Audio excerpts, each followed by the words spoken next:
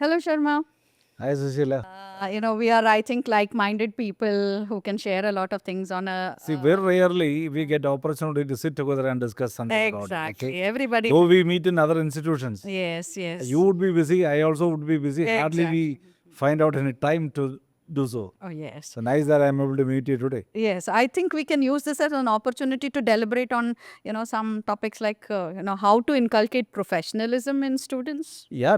See, exactly. I would like to even talk about it. Okay. So normally, you know pretty well. I just interact with so many students. I also interact with a lot of professionals because being head of an institution, we bring in a lot of competent people on board. In all these circumstances, what I have felt is this professionalism slightly is missing nowadays. Okay. Many people emerge as certificate holders. Okay. Say, for example, a person who comes out as an engineer Okay. will be losing his ethics or her ethics, but still remain as an engineer graduate. Similarly, a commerce professional graduates, they are basically into giving services to many corporates or their clients. But what happens is they never lift the telephone, answer the call, give a proper reply. And so many such issues are faced by many of the customers nowadays.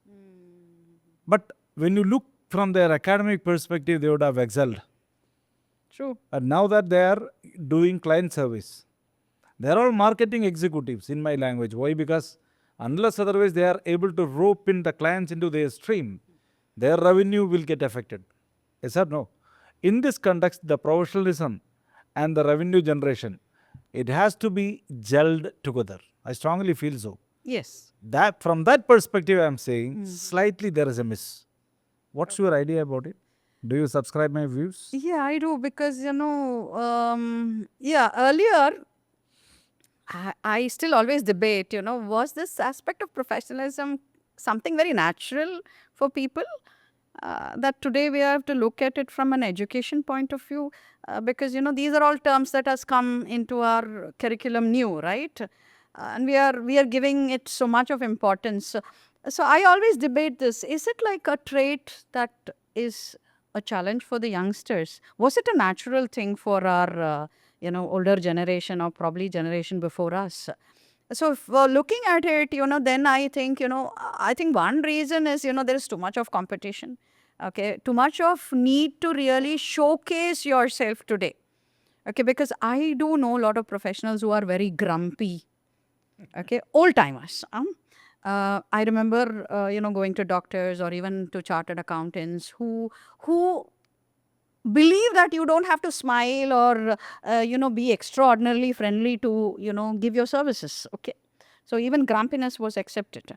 But today I think if you don't know the art of even a simple thing like a smile, which should be very genuine, I believe in the smile inside only brings in the genuine smile outside. Okay, so there we have to strongly start thinking about how our education system is going to support this professionalism. Or rather, I would like to today, since I got you to talk about it, let's look at a little bit of a thought on what do you think should be incorporated. See, let me tell you, madam.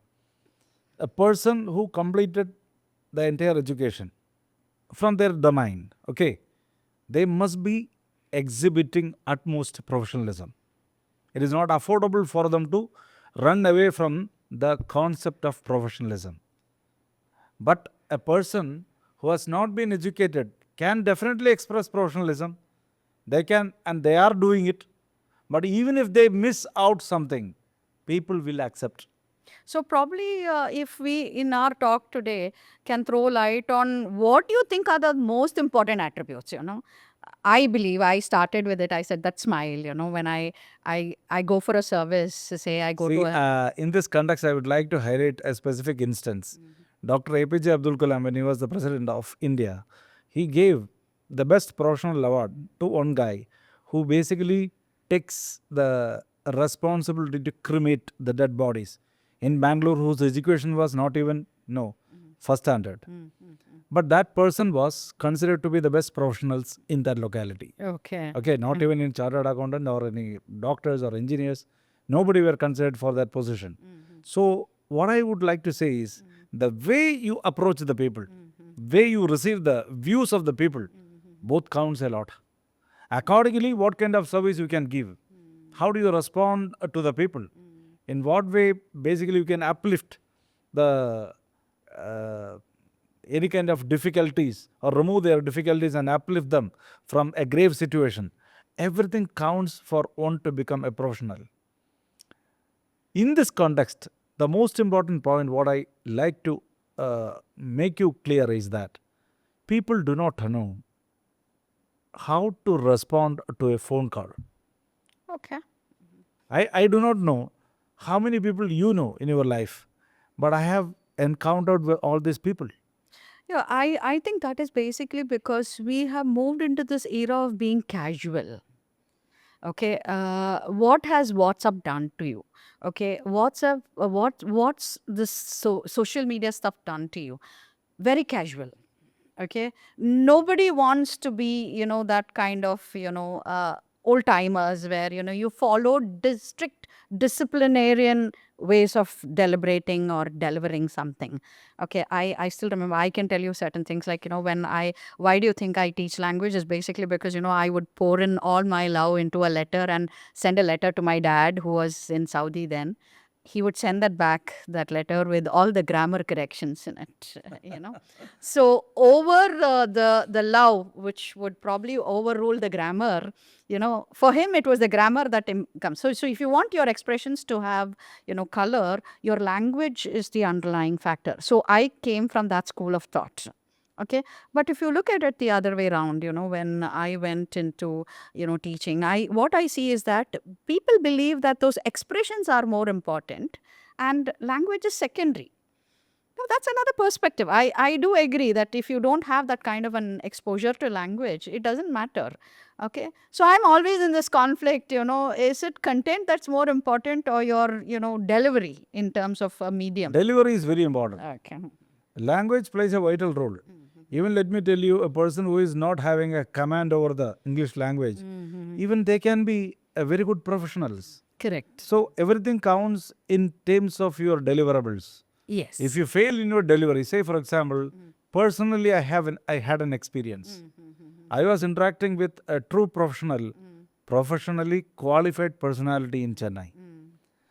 But most of the customers of this professional are unhappy with this specific personality. The reason is that whenever they would try to reach him or herself, The phone call. never there be responsiveness from the party. And there would be acute emergency. If a professional is not able to service or help or extend any kind of support at the time when your clients are facing the difficulties, I would like to say that they are never going to be the true professionals. What do you think could be the reason as to why he wasn't? Attitude. Oh, attitude. Attitude Not because shapes he up didn't have professionalism. No, see, the time is something different. Even if you are busy, I strongly believe that you can squeeze out at least few minutes and help your clients. Okay. So why do you have to rope in all the clients into your system? Okay. If you are not interested, if your attitude is not supporting you to extend or help others out, am I right? So True. attitude shapes up professionalism. Okay. So probably we can put attitude at the first place. First place. Yeah. When automatically the rest will fall in. Probably Exactly. a good smile will be part of a good attitude. Attitude will be resulting into a smile. Smile will be resulting into a service. Service can lead to very good deliverables. I strongly believe in this four mantras, rather I can say. But this is most of the cases nowadays it is missing. Okay. People come out with professional qualification, but the way they interact, take up an assignment. Do you think that professional qualification itself makes them arrogant? To a great extent. Let me tell you, you said it right. There are certain qualifications, when they achieve, you can see the paradigm shift or transformation before qualification, post qualification. Yeah. I've seen it in people. Even I have also seen, being a trainer. Okay, the attitude totally changes. The moment they come out successfully after a professional program, their demands, the things they are putting it forward, everything changes. But at the end of the day, the point here to be noted is they forget their duties. The duties are put in the back burner, but they highlight whatever they have to receive. Okay? They will never bother as to consider what are their deliverables. They are least focused about it. I am not talking about everybody in general. Correct. There are certain segments of the people Yes. who carry this kind of an attitude out. See, that's what, That creates a displeasure to the entire system. Exactly. One annoying person is enough for us to create this kind of an image about the complete professional, right? Perfectly right. One rotten egg in the basket. Okay. So you're right. You're very right when you say in terms of attitude. I always deliberate on this, how much is, dressing and, dressing etiquette's important in professionalism. See, let me tell you, Swami Vivekananda was a great professional. He never used to wear coat, tie, suit and anything, right? Correct. He was only having a saffron cloth. But the way he delivered his speech at the US conclave is remarkable. Even now people remember about it. Even when you go through his biography, you are getting enlightened about it. Am I right? True. That is professionalism. See, I think taking examples like, Vivekananda and in any field, a specialist, see, if you take his example, he's expert in his subject, his knowledge, depth. He's good at handling it in terms of his communication skills, his language power. Now, unfortunately, a good part of our crowd, the training crowd I handle, don't have that kind of content knowledge, neither the language exposure. Okay. So taking an example as much as, Swami Vivekananda or APJ Abdul Kalam ji, or, even if we always talk about the efforts Sachin Tendulkar took, or what was A.R. Rahman's, which they are all, gems, the rare ones. Okay. Very rare ones, exactly. Okay, You may but not be we able to belong find to it the anywhere. community, which is the masses, where, neither the content nor the language, that's where we talk about camouflaging it with a good. I will tell you, madam, the school of professionalism comes from primary school education onwards. And in Taittiriya Upanishad, there is a saying which describes the quality of the students, which highlights the importance of professionalism. But nobody would, in fact, imbibe or conceive these kind of ideas. It says very clearly how a student should be, how a teacher should be. Exactly. So that indirectly or directly highlights the importance of professionalism in the corporate life and as well in the personal life. Am I right? True. See, when you interact with your own family, you must be a professional in terms of sharing your love with your family. Yes. When you interact with the corporate field, with many people, your customers, your suppliers, vendors, colleagues or peers, there must be a professionalism in terms of gelling with anyone and everyone. So in all these cases, the professionalism can be picked up, or it must be picked up from the school level onwards. So I strongly believe the importance of professionalism should be made as a capsule in the form of a syllabus to be given to the students from that day onwards, so that naturally it gets built up. Do you agree with me? Yes.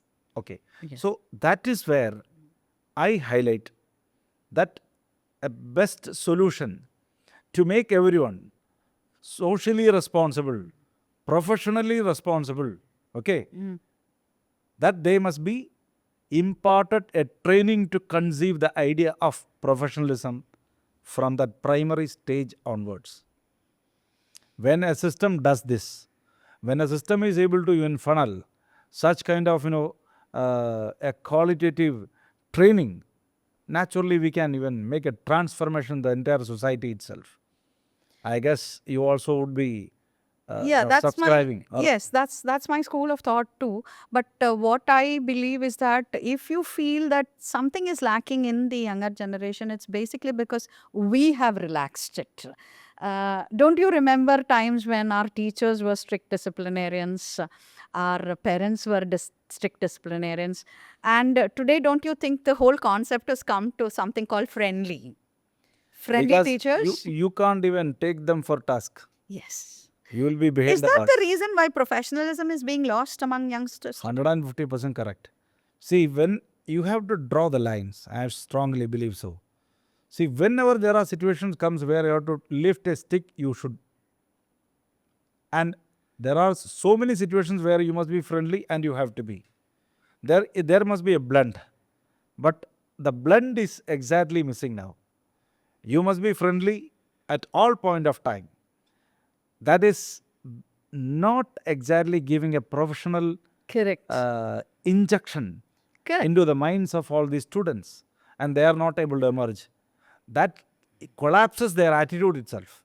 That curbs their attitude. Sarna, what I feel is that I think we belong to the same age group, and that's why we enjoy a conversation like this. We are a sandwich generation, where, our parents were strict disciplinarians, whereas, our children are the ones who are enjoying a lot of privileges as, comfort parenting. I was extraordinarily, I can put myself, I wasn't like what my parents were to my children, okay? So we are the ones who think about, how to incorporate the new world and the old world. The old world belongs to the old world, the new world belongs to the new. But I think we are the ones, I think if somebody would give me an opportunity, I always look at incorporating two worlds, the old school thought and the new school thought, because, both has its values, 100%. Yeah, because if you really look at old school thoughts, lot of superstitious, mechanisms where I myself was finding it difficult to abide with, is something that is very relaxing for the present generation now. Perfectly Okay. right. Okay. So I think a merger, I think what I personally believe is that if we can sit together and put two schools of thought together, the values of the past and the values of the present. So, okay, that's where, I think professionalism is still a confusion because of that reason. We understand it better because we fit into both the generations. Don't you think so? See, I also literally, I am with you in terms of what you had communicated just now. But the issue here is when you try to mix up values which are totally different, the younger generation nowadays are not able to conceive this. They are not receptive to a great extent. Yes. The reason could be so many factors, as the way you said earlier: technology, your AI, your WhatsApp, your Facebook. People are too much inclined towards that. Yes. That cuts their professional habits. That cuts their intention to become a professional.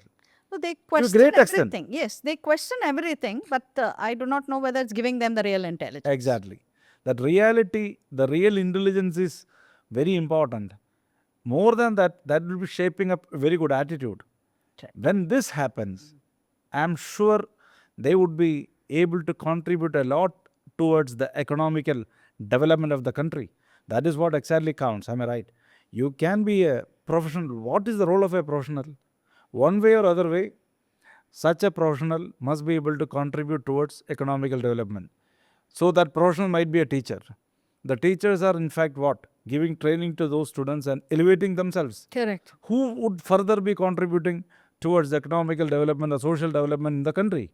So directly or indirectly, every professional is doing this activity. So unless we literally take some kind of an efforts, concrete efforts to build up this professionalism from an young stage onwards, I think the royalty of this professionalism would be missing in our country. So You are a person who runs enterprises and you're recruiting people and you're looking for this professionalism in people. I'm basically a trainer who's trying to incorporate this into their life. Okay. Now, as a trainer, I'm asking you this question: what do you expect me to train youngsters? let me tell you, see, they can be qualified. They will be qualified. Your training would be helping them to acquire a lot of certifications. But what happens is, when they attend an interview, join an organization, immediately within 6 months' time, moving out of the enterprise just for the sake of some 10-15% increment. That is absolutely ridiculous. Okay. That actually shakes the entire business enterprise. I guess you are able to vouch what I am saying. Yes, yes. Am I right? This cannot be considered and accepted as a perfect professionalism. Degree wise, yes. Attitude wise, no. And what happens is, the moment they jump out of this organization, again, after 1.5 years, 1.5 years, that's going to be their target. Immediately they will look for some kind of an opportunity where their salaries are going to be colorful further, and they will move out. This is going to result into high labor turnover, employee turnover. This is never ever good for any business enterprise. So people, as the CEO of an organization, I know pretty well how difficult it is. So what do you do, or what is your suggestion to hold these people into your wing of That's what I'm activities? saying. The importance of professionalism is missing. Attitude is missing. There is basically a least bothered mentality which is prevailing in the soul of many nowadays. Though they are capable of passing the exam comfortably, come out in flying colors, but at the end of the day, when they take up a responsibility, how do they execute? That makes a very big difference. Am I right? So that should not be missing. That is where the training will be playing a very vital role. Okay. Rather than going in a conventional manner, having a blend to, in fact, what I can say, mix Okay. an importance of professionalism into the way you train. Okay. And whatever may be the training course or the domain, always highlight how important the professionalism must be. You can be a certificate holder, degree holder, a professional certification holder. So after all, when you come out, how do you serve the people? How do you contribute towards your own employer? Okay? How do you service your clients, your vendors? Everybody are important. Nowadays, we are talking about 360-degree appraisal in a business environment. Okay. 360-degree appraisal means, in the conventional manner, the bosses alone would be doing the appraisal of their subordinates. Nowadays, it is not. True. The subordinates would be doing an appraisal about their bosses. Because unless the bosses are giving them a comfortable atmosphere to develop further, they may not be able to. Am I right? Similarly, in the case of a managers, customers would be evaluating them, vendors would be evaluating them, okay, externals, peers, colleagues, superiors, their subordinates. All these people's appraisals are going to be counted in order to decide the place of that individual in an organization.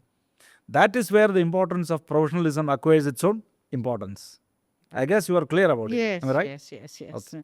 Yeah, that's what I said. The thought is like, how do we merge old school with the new school? Because I see a lot of values in the new schools of thought also. The very superstitious approaches that we had, and the very blind, obedience that we had is not what we see in the youngsters today. Correct. They would question everything. Like, I know I can't dictate terms to my children. I need to sort it out with a kind of sit over, talk it out, convince them, and only after they are convinced will they really accept what values we are trying to say. 100%. Okay. 100%. So that way I feel we are a generation who never questioned the elders, right? Because respect elders is one value that was so much taught to us, and we never questioned them. Okay. Whereas what I see good in the youngsters is that it's not that they don't respect us, but what they're trying to see is the reason in whatever we are advocating. Okay. So they want to understand it from their level of thinking. Okay. So that gives us a lot of challenge, because we come from this, thought, and then we are. No, ideally, questioning is very important. Unless otherwise you question, you may not be able to develop. Even Dr. APJ Abdul Kalam said very clearly, even if Lord Saraswati is in front of you, giving you training, you must be courageous enough to question even her. Yes. Okay, that active attitude towards questioning must be encouraged in all manner. Yeah. Only then they can even inculcate a kind of, at least a flair towards professionalism. Yeah, maybe we can term this questioning as not arrogance, but curious. You must be curious enough. Questioning. But the curiosity should be sustainable. Yes. When the sustainability is lost, your professionalism definitely will be losing. So this is what exactly I thought of putting it forward. Yes. Anyway, nice, Susheela. I think you have some other assignment today. Yes. Really sorry for holding you up to this point. It's okay. It's always nice talking. See, I enjoy talking to our own age groups where when people we come to exchange. me, I normally leave them just like that. I normally share hell a lot of things with them. Probably it might be boring for others. So whatever I felt, I normally used to communicate with others. So really sorry for holding No, you no, to it's this given point. me a lot of insight into what is expected of my training, what should I should be delivering. So it's been a nice interaction. Thank you so much.